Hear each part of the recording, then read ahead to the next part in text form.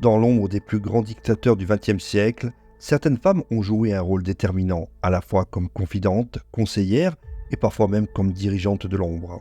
De Mirjana Marković, la Lady Macbeth des Balkans, à Imelda Marcos, célèbre pour son luxe extravagant aux Philippines, en passant par Leila Ben Ali ou Asma Al-Assad, chacune a laissé une empreinte unique sur l'histoire de leur pays.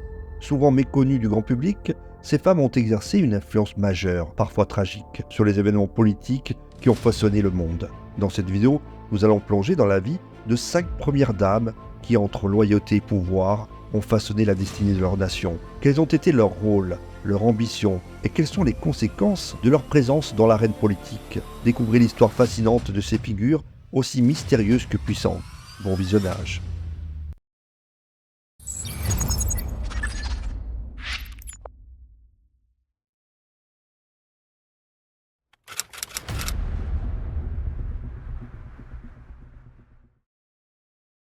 Mirjana Marković, épouse de Slobodan Milošević, est une figure emblématique et controversée de l'histoire récente des Balkans. Surnommée la Lady Macbeth des Balkans pour son influence redoutable dans les coulisses du pouvoir, elle a été une actrice clé dans la montée en puissance de son mari et dans les événements qui ont marqué la fin de la Yougoslavie.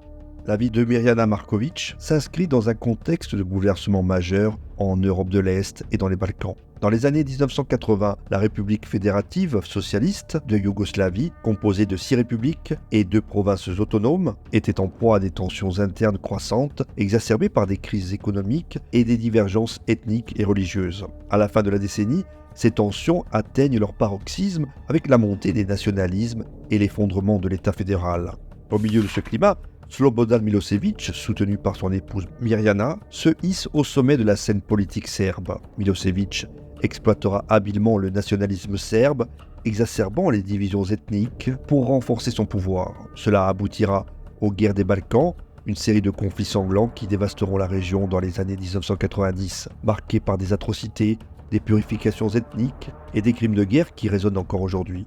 Mirjana Marković, professeure de sociologie de formation, était une fervente communiste. Elle partageait avec Slobodan Milošević une idéologie marquée par le socialisme, le marxisme et le nationalisme serbe. Leur relation, qui remonte à leur jeunesse, n'a jamais été seulement sentimentale. Elle a également été une alliance intellectuelle et politique. Si Milošević était un visage public du pouvoir, Mirjana était perçue comme son bras droit dans l'ombre, celle qui influençait ses décisions cruciales. En tant que militante engagée, elle a soutenu son mari dans ses efforts pour gravir les échelons du Parti communiste yougoslave. Selon de nombreux témoignages, c'est elle qui aurait encouragé Milošević à adopter une rhétorique nationaliste, lui permettant de capter le soutien de la population serbe, mécontente du traitement de la Serbie au sein de la Yougoslavie.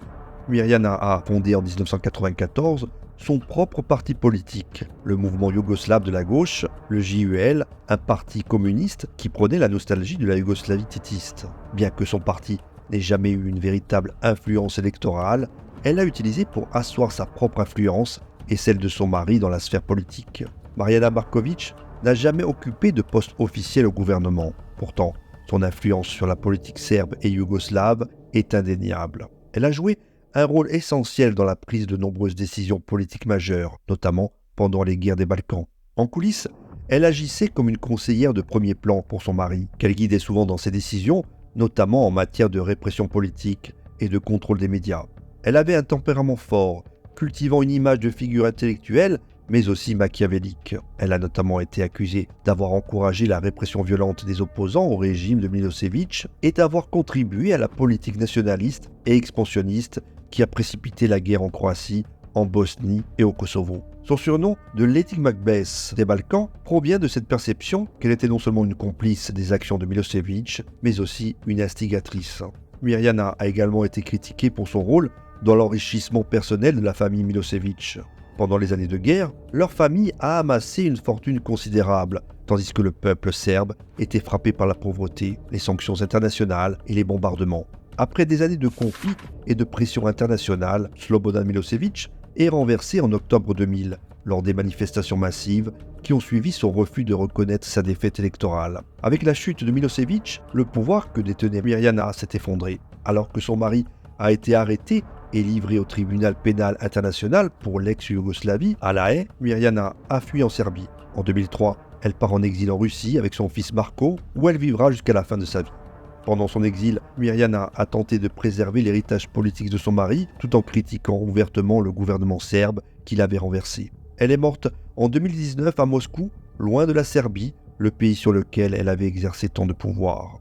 L'histoire de Mirjana Marković est celle d'une femme qui, bien que souvent restée dans l'ombre, a façonné de manière déterminante les événements politiques les plus tragiques de l'Europe moderne.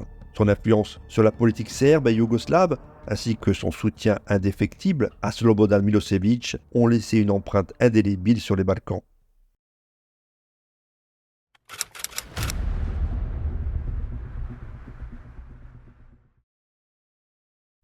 Leïla Ben Ali, née Leïla Trabelsi, est une figure controversée de l'histoire récente de la Tunisie. Son ascension au sommet du pouvoir en tant que première dame du pays, sous la présidence de son mari, Zine El Abidine Ben Ali, est souvent associée à la corruption et à l'enrichissement personnel. Surnommée la reine de Carthage, elle a joué un rôle clé dans la gestion des ressources économiques du pays et a été l'une des personnalités les plus critiquées durant la dictature de Ben Ali. Son parcours, de ses débuts modestes à l'exil, après la révolution de Jasmin en 2011, incarne les excès d'un régime autoritaire qui a fini par s'effondrer sous la pression populaire. Le contexte historique dans lequel Leïla Ben Ali a évolué est celui de la Tunisie sous la dictature de son mari. Ben Ali a en effet accédé au pouvoir en 1987 après avoir évincé Habib Bourguiba, le père de l'indépendance tunisienne, sous prétexte de sénilité. Ben Ali a rapidement instauré un régime autoritaire où la répression des opposants politiques et la censure des médias étaient monnaie courante. Pendant ces 23 ans de règne, la Tunisie a été marquée par un climat de stabilité apparente et un développement économique soutenu, notamment dans les secteurs du tourisme et des infrastructures. Cependant, cette croissance cachait de profondes inégalités sociales, une corruption omniprésente et une absence de liberté fondamentale. Leïla Ben Ali a rencontré Zine El Abidine Ben Ali alors qu'elle était esthéticienne de formation. Née dans une famille modeste en 1956 à Tunis, elle a gravi les échelons de la société grâce à son mariage en 1992 avec Ben Ali, devenant ainsi première dame de Tunisie. Ce mariage a profondément transformé sa vie et l'a placée au cœur du pouvoir tunisien. Si au départ son rôle semblait limité aux apparences publiques et aux œuvres caritatives, il est rapidement apparu que Leïla Ben Ali jouait un rôle bien plus influent, en particulier dans le domaine économique. Surnommée donc la reine de Carthage, en référence à son emprise supposée sur le pouvoir, Leïla Ben Ali s'est retrouvée au centre de nombreuses controverses. Elle était notamment critiquée pour son implication directe dans la corruption et pour avoir placé les membres de sa famille, les Trabelsi, à des postes clés dans l'économie tunisienne. Sous son influence, des pans entiers de l'économie, allant des télécommunications au secteur bancaire, sont passés sous le contrôle de sa famille, provoquant le mécontentement d'une grande partie de la population.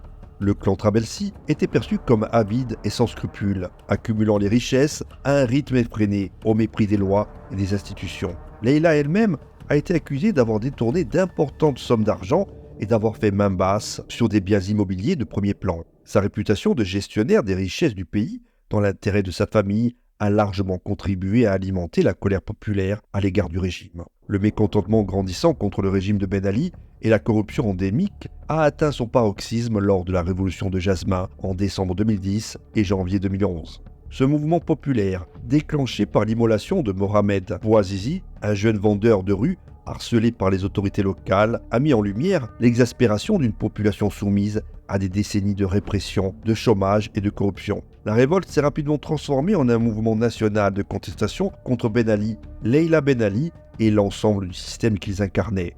Face à la pression constante de la rue et à l'incapacité de réprimer le soulèvement, Zine El Abidine Ben Ali et Leïla ont été contraints de fuir la Tunisie le 14 janvier 2011. Leur fuite les a conduits en Arabie Saoudite où ils ont trouvé refuge. L'exil de Leïla Ben Ali en Arabie Saoudite a marqué la fin d'une ère pour la Tunisie, mais également le début d'une nouvelle vie pour elle, loin du pouvoir. Depuis leur départ, de nombreuses enquêtes ont été ouvertes en Tunisie et à l'international pour faire la lumière sur les affaires de corruption et de détournement de fonds qui entouraient le couple présidentiel. Les autorités tunisiennes ont émis plusieurs mandats d'arrêt internationaux à l'encontre de Leïla Ben Ali et de membres de sa famille, bien que ces démarches n'aient jamais abouti à son extradition. Leïla Ben Ali reste à ce jour une figure controversée, associée à la chute brutale de son mari et à la corruption qui gangrénait le régime tunisien. Bien qu'elle se soit faite discrète depuis son exil, son nom continue de symboliser les excès d'un pouvoir qui s'est coupé de son peuple, entraînant sa propre chute. La révolution de Jasmin a marqué un tournant non seulement pour la Tunisie, mais également pour l'ensemble du monde arabe, ouvrant la voie à une série de révoltes connues sous le nom de printemps arabe, qui ont ébranlé plusieurs régimes autoritaires de la région.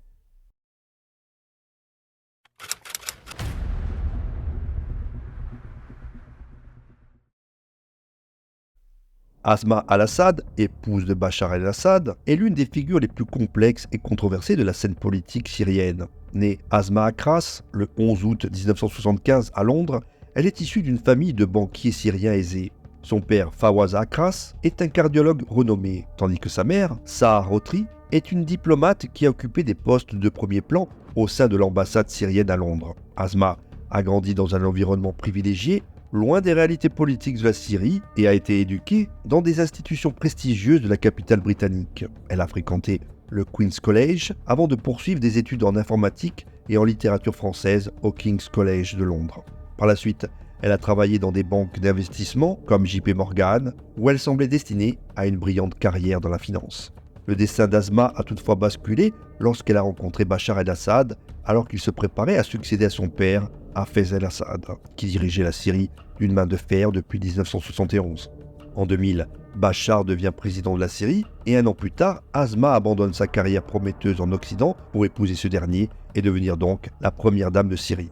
Leur union symbolisait pour beaucoup l'espoir d'une modernisation du régime syrien. Éduquée en Occident, jeune et élégante, Asma al-Assad semblait incarner une nouvelle ère de progrès et d'ouverture dans un pays souvent perçu comme arriéré et autoritaire. Au début des années 2000, elle cultivait une image médiatique de première dame moderne, progressiste et proche de son peuple. Elle s'engageait dans des initiatives caritatives, créant notamment la fondation Syria Trust for Development, qui se concentrait sur des projets d'éducation, de santé et de développement communautaire. Les médias occidentaux étaient fascinés par cette figure qui semblait à milieu des premières dames traditionnelles du Moyen-Orient. Des magazines de renom comme Vogue la présentaient comme une rose dans le désert, louant son style, son éducation et sa vision. En apparence, elle se positionnait comme une défenseuse des droits des femmes et des enfants, et ses actions humanitaires semblaient vouloir transformer la Syrie en un pays plus juste et plus prospère. Cependant, cette image positive s'est brutalement effondrée lorsque la guerre civile syrienne éclate en 2011, dans le sillage des mouvements du printemps arabe. Le régime de Bachar el-Assad répond aux manifestations pacifiques par une répression brutale, entraînant une escalade rapide des violences et plongeant le pays dans un conflit dévastateur. Alors que le nombre de morts ne cesse d'augmenter et que les témoignages de torture, de bombardements indiscriminés et de violations des droits de l'homme se multiplient, Asma al-Assad reste fermement aux côtés de son mari. Loin de s'éloigner du régime ou de critiquer les exactions commises par le gouvernement, elle choisit de soutenir publiquement son époux, apparaissant fréquemment à ses côtés lors de discours ou de visites officielles. Peu à peu, son image de femme moderne et progressiste se transforme en celle d'une complice d'un régime autoritaire. En dépit des sanctions internationales qui visent le couple Assad et la condamnation généralisée de la communauté internationale, Asma continue de défendre la position du gouvernement syrien. Elle utilise ses comptes sur les réseaux sociaux pour publier des photos et des vidéos où elle apparaît aux côtés de soldats ou de familles loyalistes, renvoyant une image de solidarité avec les partisans du régime. Cette posture lui vaut d'être sévèrement critiquée par les médias internationaux et les défenseurs des droits de l'homme, qui l'accusent de fermer les yeux sur les atrocités commises contre la population syrienne. Alors que des millions de Syriens fuient le pays pour échapper aux bombes et aux violences, Asma al-Assad affiche un luxe ostentatoire, continuant de mener une vie privilégiée dans les palais présidentiels de Damas. À mesure que la guerre se prolonge, sa réputation se ternit davantage.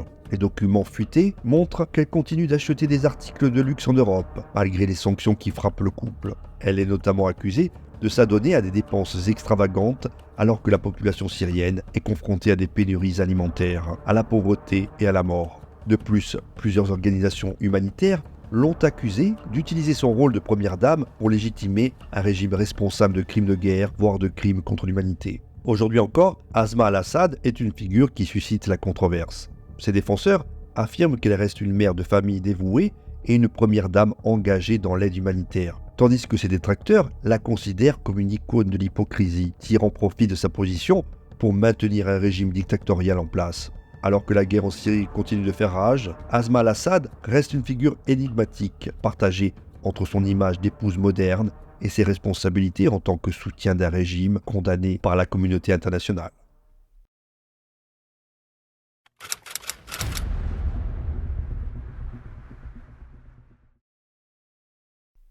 Safia Farkash, épouse de Mouammar Kadhafi, est une figure discrète mais influente de l'histoire libyenne. Peu connue du grand public et rarement exposée sous les feux des projecteurs, elle a pourtant joué un rôle crucial en coulisses pendant les 42 ans de règne de son mari. La vie de Safia Farkash est intimement liée à celle de Kadhafi et à la dictature qui a marqué la Libye de 1969 jusqu'à la chute du régime en 2011. Sa trajectoire depuis ses origines modestes jusqu'à son exil forcé après la mort de Kadhafi offre un aperçu des dynamiques complexes au sein du cercle restreint du pouvoir libyen. Infirmière de formation, sa vie a pris un tournant radical en rencontrant Mouammar Kadhafi.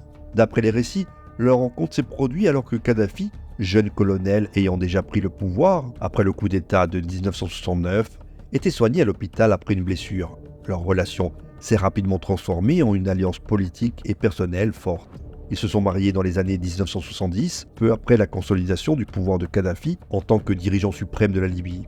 Ce mariage a été un événement important, non seulement pour Safia, mais aussi pour le régime de Kadhafi, qui voyait en elle une alliée discrète mais loyale. Contrairement à d'autres premières dames de dictateurs, Safia Farkash n'a jamais cherché à occuper une place sur le devant de la scène politique. Elle a adopté une posture extrêmement réservée et évité les apparitions publiques, préférant vivre dans l'ombre de son mari. Cependant, derrière cette façade de discrétion, Safia exerçait une influence considérable, non seulement sur les affaires familiales, mais aussi dans certains cercles de pouvoir. Elle a donné naissance à plusieurs enfants qui sont devenus des acteurs majeurs du régime, jouant divers rôles militaires, politiques et économiques. Safia Farkash a notamment été impliquée dans la gestion de la fortune colossale accumulée par le clan Kadhafi au fil des années. Le régime libyen, sous la direction de Mouammar Kadhafi, a tiré profit des vastes réserves de pétrole du pays et une grande partie de cette richesse a été détournée au profit de la famille. Safia, en tant qu'épouse du leader, a eu un rôle clé dans l'administration de ses biens, veillant à la gestion des investissements familiaux à l'étranger et à la sécurisation de leurs avoirs dans divers paradis fiscaux. Si son influence politique directe a toujours été limitée par rapport à d'autres figures féminines de régimes dictatoriaux, Safia Farkash n'en était pas moins une conseillère attentive pour son mari. Pendant la dictature de Kadhafi, elle aurait joué un rôle important dans le maintien de la cohésion familiale et dans la prise de certaines décisions concernant leurs intérêts financiers et patrimoniaux. Son soutien indéfectible à Kadhafi était également manifeste durant les moments les plus critiques du régime, notamment pendant la guerre civile libyenne en 2011. Alors que le pays s'enfonçait dans le chaos et que le régime de Kadhafi s'effondrait sous la pression internationale et les soulèvements internes, Safia Farkash est restée fidèle à son mari. Elle a activement soutenu les efforts du dictateur pour rester au pouvoir malgré les pressions croissantes. La chute brutale du régime en 2011, marquée par la capture et la mort violente de Kadhafi, a profondément bouleversé la vie de Safia Farkash. Alors que les forces rebelles prenaient le contrôle du pays et que les membres de la famille Kadhafi étaient traqués, Safia et plusieurs de ses enfants ont été contraints de fuir la Libye. En août 2011, elle a trouvé refuge en Algérie aux côtés de sa fille Aïcha et de ses fils Hannibal et Mohamed. Cet exil a marqué la fin d'une époque pour Safia Farkash qui, après des décennies de vie dans le luxe et l'opulence, a dû se réinventer loin des palais et de l'influence qu'elle avait autrefois en Libye. L'exil de Safia a également mis en lumière la fortune cachée de la famille Kadhafi qui a fait l'objet de nombreuses enquêtes et saisies de la part de la communauté internationale. Depuis l'exil, Safia Farkash est restée discrète, n'apparaissant presque jamais publiquement et évitant de faire des déclarations sur la situation politique en Libye. Elle incarne aujourd'hui une figure du passé, associée à un régime autoritaire qui a laissé un héritage complexe en Libye, entre répression, richesse mal acquise et lutte de pouvoir. Son parcours est celui d'une femme qui, bien que peu visible, a été un pilier fondamental de l'un des régimes les plus longs et les plus controversés de l'histoire moderne du monde arabe.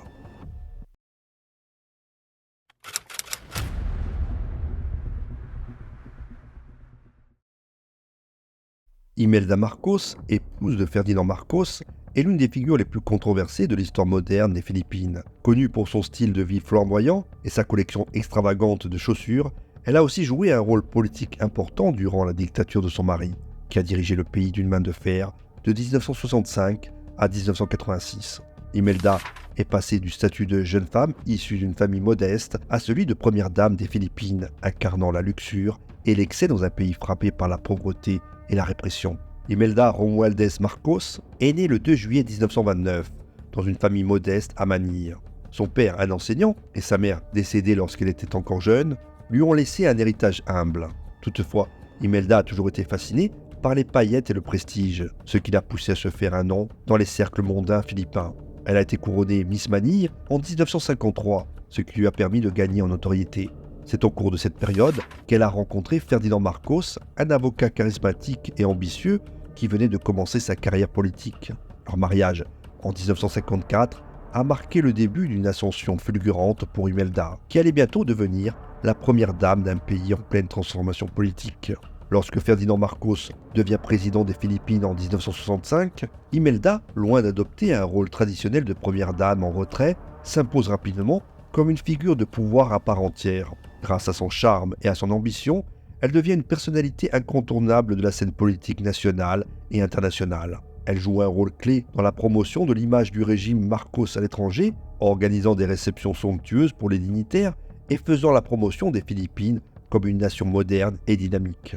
Derrière cette façade de glamour, cependant se cachait un régime autoritaire marqué par la corruption, la répression et les violations des droits de l'homme. En tant que première dame, Imelda a exercé une influence politique considérable. Elle ne se contentait pas d'accompagner son mari lors des événements officiels, elle prenait également part aux prises de décision politiques. Elle a occupé des postes clés, notamment celui de gouverneur de Manille de 1975 à 1986 et celui de député à l'Assemblée nationale des Philippines.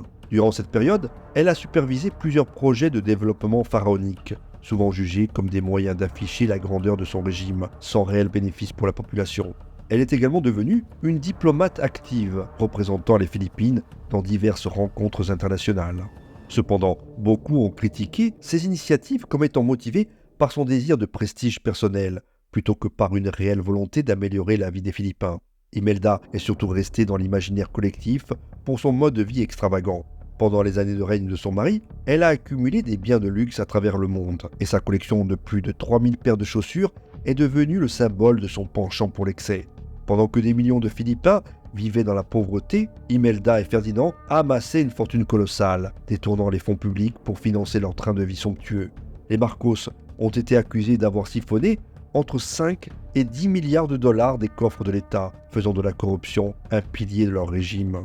La chute de Marcos est survenue en 1986, lorsque la Révolution du peuple, un mouvement populaire de protestation, a mis fin à des décennies de dictature. Les Philippines étaient alors en proie à une crise économique majeure, aggravée par les excès du régime et la répression brutale de l'opposition. Après la victoire de Corazon Aquino, lors des élections présidentielles contestées de 1986, le couple Marcos a été forcé de fuir le pays et s'est exilé à Hawaï. Pendant leur exil, Ferdinand Marcos est décédé en 1989, mais Imelda a continué à défendre leur héritage, malgré les nombreuses accusations de corruption et de violation des droits de l'homme. Malgré son exil, Imelda n'a jamais renoncé à ses ambitions politiques. En 1991, elle est rentrée aux Philippines et a rapidement retrouvé une place dans la vie publique. Elle a tenté à plusieurs reprises de revenir sur le devant de la scène politique, notamment en se présentant à l'élection présidentielle de 1992, bien qu'elle n'ait pas remporté cette élection. Cependant, elle a réussi à se faire élire députée à plusieurs reprises, symbolisant sa résilience politique et sa capacité à rester influente malgré les scandales. Son retour triomphal aux Philippines a illustré l'ambiguïté de son rôle dans l'histoire du pays. Elle est à la fois détestée pour les excès et les abus de pouvoir des années Marcos et respectée par certains cercles pour son charisme et sa longévité politique. Aujourd'hui, Imelda Marcos est à la fois une icône de la démesure et une figure politique toujours active, malgré les nombreuses accusations qui pèsent sur elle. Son héritage reste profondément controversé, mais son influence sur la politique philippine est indéniable, même des décennies après la chute de la dictature de Ferdinand Marcos. Au final, le parcours de ces épouses de dictateurs illustre une diversité frappante en termes de contexte, d'influence et de destin. De Safia Farkash à Imelda Marcos, en passant par Asma al-Assad et Leila Ben Ali, ces femmes viennent de milieux différents et ont exercé des niveaux d'influence variés, certaines restant dans l'ombre tandis que d'autres prenaient activement part à la gestion politique ou économique de leur pays. Si certaines ont cherché à se construire une image moderne et progressiste, leur rôle dans la répression et la corruption des régimes de leurs maris les rattrape toujours. Leur histoire se termine souvent dans l'exil, la disgrâce et parfois dans la tragédie, marquée par la chute brutale des dictatures qu'elles ont côtoyées, voire soutenues. Une question persiste. Ces femmes étaient-elles de simples victimes des circonstances, entraînées dans la spirale politique sans pouvoir y échapper? Ou bien ont-elles activement contribué à la dictature de leurs maris, jouant un rôle clé dans les abus de pouvoir et les dérives autoritaires? La réponse à cette question dépend souvent de la perception de chacun, mais il est indéniable que leur place dans l'histoire ne peut être effacée ni simplifiée. Elles sont les symboles d'un pouvoir partagé, d'une influence parfois cachée, mais au final toujours palpable. Voilà, si vous avez aimé cette vidéo, n'oubliez pas de vous abonner, de la partager et de laisser un commentaire pour donner votre avis. Je vous invite également à découvrir, si ça n'est pas déjà fait, la première partie du documentaire sur les épouses et compagnes de dictateurs du XXe siècle, où vous retrouverez des figures marquantes comme Eva Braun ou bien Yelena Ceausescu. A très bientôt donc pour de nouvelles vidéos.